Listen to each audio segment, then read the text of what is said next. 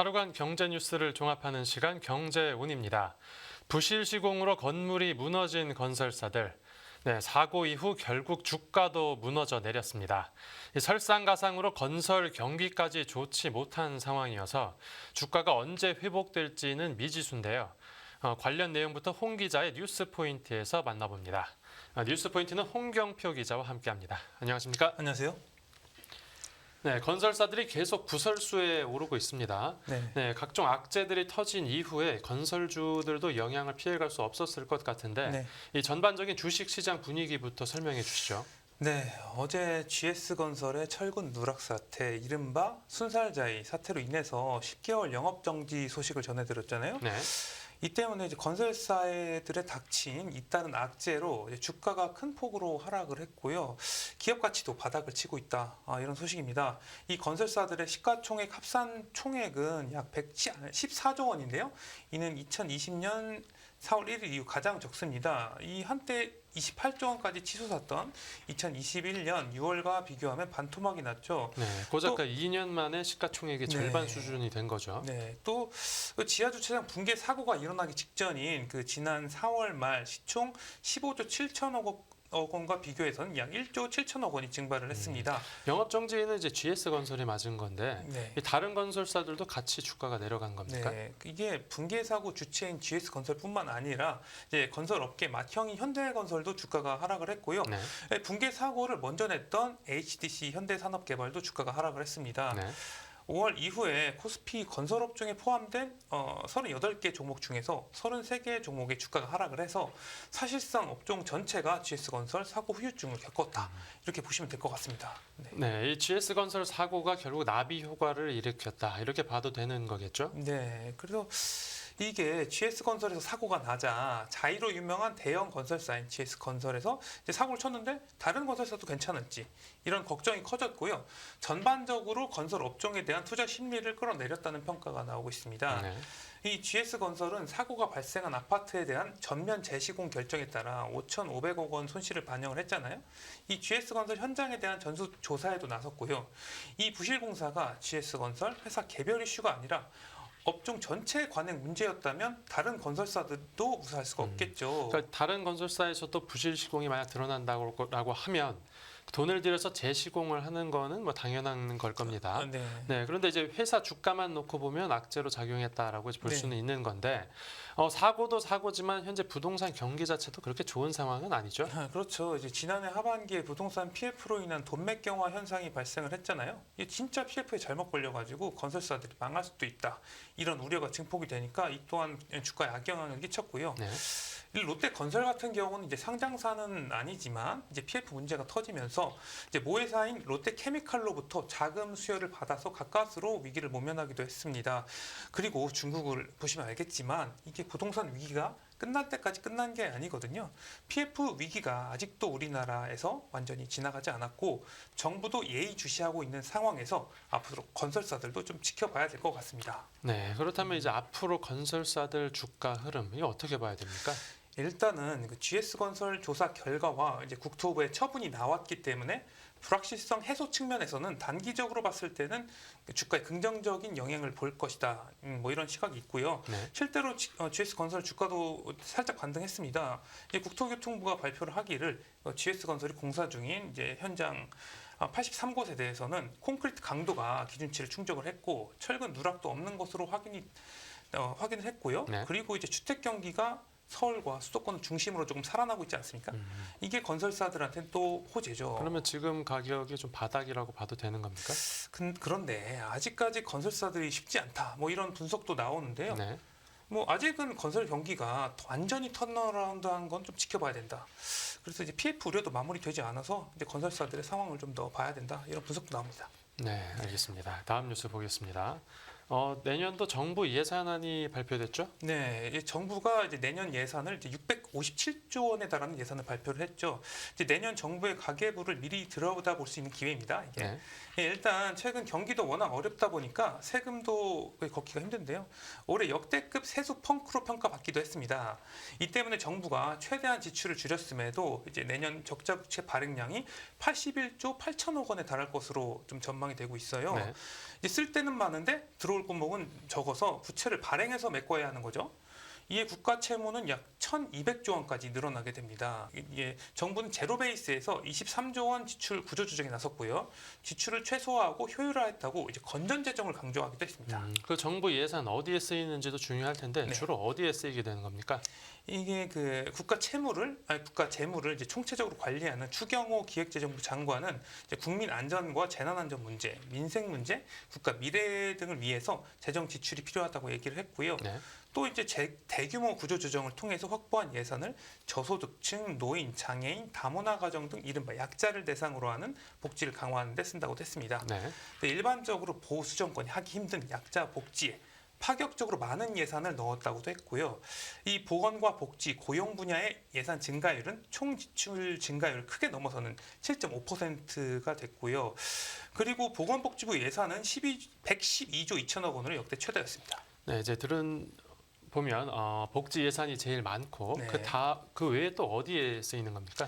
이제 예산 지출 부분을 이제 구체적으로 살펴보면 정부가 오송 지하차도 침수 참사와 같은 재난을 예방하고자 수해 대응을 또 확대합니다. 180곳의 침수 도로 차단 시설을 설치를 하고요. 네. 또 10개 댐을 새로 짓고 저수지도 77개 준설을 합니다. 또 재난 발생 시에 피해 주민의 긴급 생활 안전 등을 이제 지원하는 예산을 대폭 확대했습니다. 네. 또 인공지능 모델에 기반한 홍수 예보를 늘리고 댐 하천 플랫폼 구축도 완료 시기를 앞당기기도 했습니다. 또 인프라와 사회 간접 자본 투자도 확대를 하는데요. 네. GTX와 호남 고속철도, 신안산선 등 이제 철도도 투자를 하고요. 서울 양평 고속도로 설계비도 반영을 했습니다. 또 가덕도 신공항과 울릉공항 등 공항 건설도 추진을 하고요. 네. 이제 민생 안정을 위해서 주택 구입, 전세 자금 예산도 늘어났습니다. 네. 네, 이제 꼭 필요한 부분에 이제 들어가는 건데 네. 미래 성장 동력을 위한 그 부분들 이런 데도 좀 중요할 텐데 네, 그렇죠. 여기는 얼마나 배정됐습니까? 이 정부는 인공지능 AI, 바이오, 사이버 보안, 디지털 플랫폼 정보의 앞글자를 딴 ABCD 분야를 집중적으로 지원을 합니다. 네. AR을 위해서 국가 통합 바이오 빅데이터 센터를 구축하기로 했고요. 인프라 성능도 고도화합니다. 네. 이제 법률과 의료, 학술, 미디어, 심리 등 5대 분야와 AI를 접목하는 서비스도 지원을 하고요. AI여서 이제 여기는 네. A고요. 네.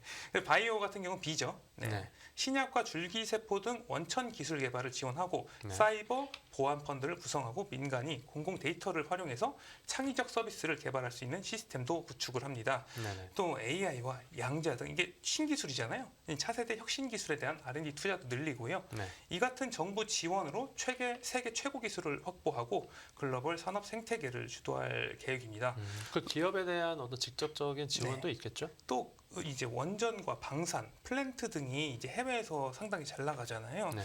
그래서 우리나라 기업들의 대규모 해외 프로젝트를 돕기 위해서 수출 금융도 1조 3천억 원 추가 공급하고 해외 M&A 지원도 강화를 합니다. 네.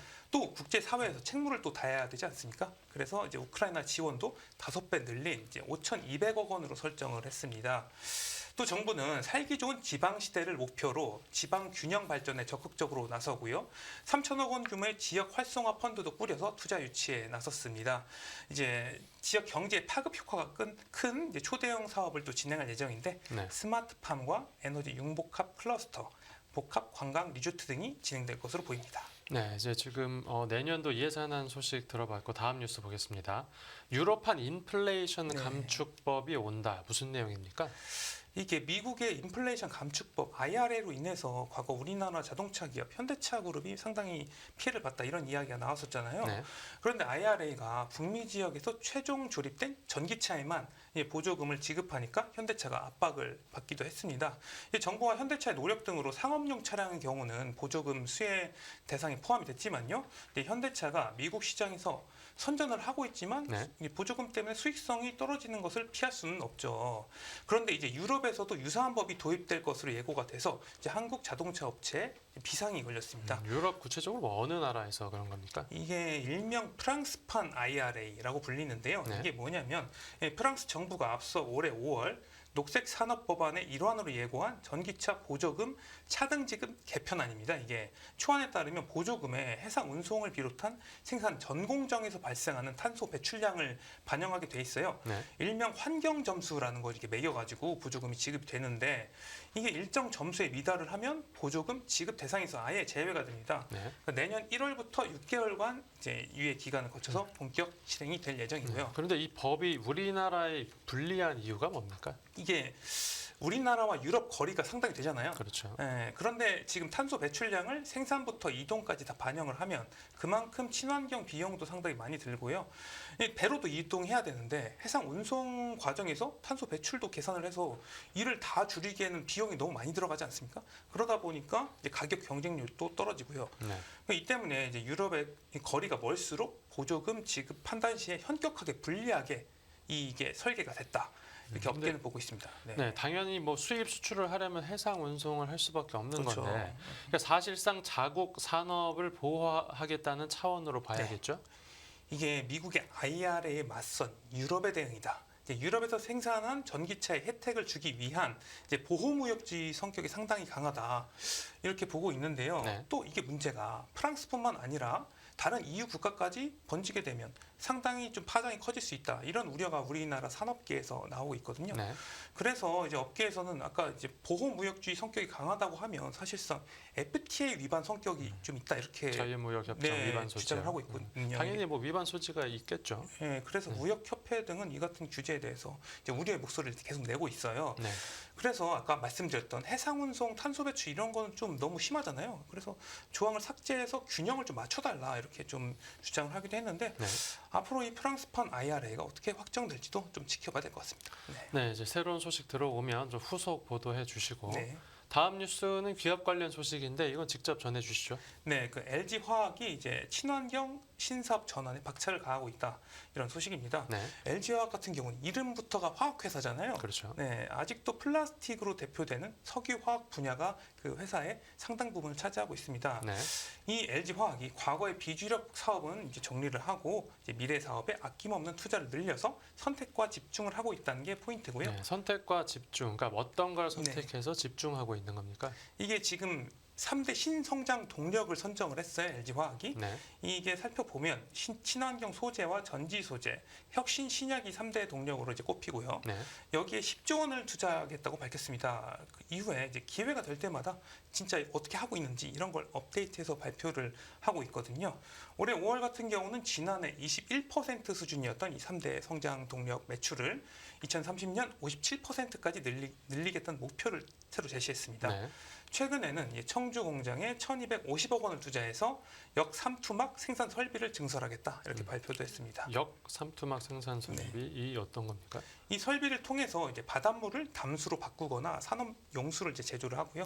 하수와 폐수를 재이용하는 데 쓰이죠. 네. 그리고 이제 자회사 LG 에너지 솔루션이 주도를 해서 인도네시아 등의 양극재 공장을 짓고 해외에 해외 배터리 조인트 벤처 공장도 만들고 있습니다. LG화학이 이렇게 집중하고 있는 사업은 네. 그렇고 나머지 선택받지 못한 사업들은 말씀해 주신 대로 과감하게 정리되는 겁니까? 이게 LG 화학은 업황이 안 좋아지자 정보 기술용 필름 사업 철수를 또 결정을 했고요. 디스플레이용 필름을 생산하는 청주 공장과 오창 공장 매각을 좀 추진하고 있습니다. 네. 이 석유화학 업황도 워낙 안 좋잖아요. 이제 석유화학 사업의 근간인 여주 제2공장 NCC 공장 매각도 검토하고 있습니다. 지금 에틸렌 등이 경기 침체에 손익분기점을 넘기지를 못하고 있거든요. 이 정기 보수 후에도 가동을 아직도 재개를 안 했어요. 충남 대산 석유화학 공장도 이미 철거를 완료를 했고요. 네네. 이제 중국 기업 등의 증설로 이제 공급 과잉이 심각해서 경쟁력을 갖추기 힘들다 이런 판단인 거고요. 네. 이 밖에도 이제 사업이 잘 안 되는 사업부들도 매각설이 계속 오르내리고 있습니다. 선택과 집중을 한다는 건 뭐 당연히 수익 극대화가 주된 이유겠죠. 이게 의도는 명확한데요. 이게 비주력, 수익성이 낮은 사업들을 매각을 해서 신사업에 이제 투입을 하겠다. 네. 이런 거고요. 앞으로 이제 LG 화학의 변신 좀 지켜봐야겠습니다. 네, 오늘 뉴스 포인트는 여기서 마무리하죠. 잘 들었습니다. 감사합니다.